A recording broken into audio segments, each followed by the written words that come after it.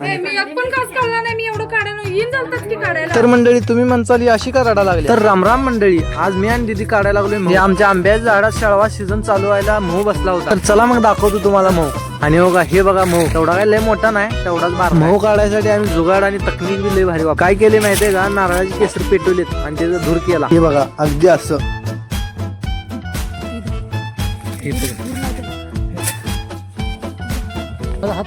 बऱ्याच यापाच्या खेपा घालून पण माश्या काय तिथून उठून जाईना. एवढ्याशा धुरानं काय होणार नाही म्हणून मोठी पाटी घेतली आणि त्याच्यामध्ये जाळ केला खाली पेटल ती डॉक्टी.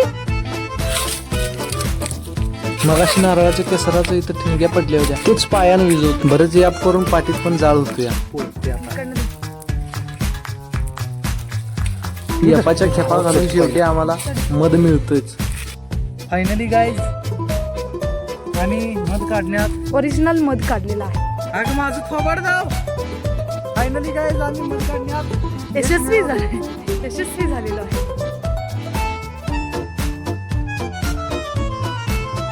गेल्या वर्षी उन्हाळ्यात खाल्ल्याला मध त्याच्यावर या वर्षी खायला लागलो. लई भारी वाटाल तर फिलिंग गारगार.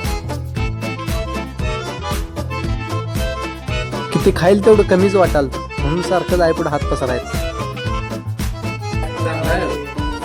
गोड आहे. हे मला एक दे दे. मी पण कास काढला नाही, मी एवढं काढायला येईन चालतात की काढायला. 2025 मध्ये तुम्ही मध खाल्ला का? कमेंट करा. जाता जाता लाईक आणि सबस्क्राईब तेवढं करा की.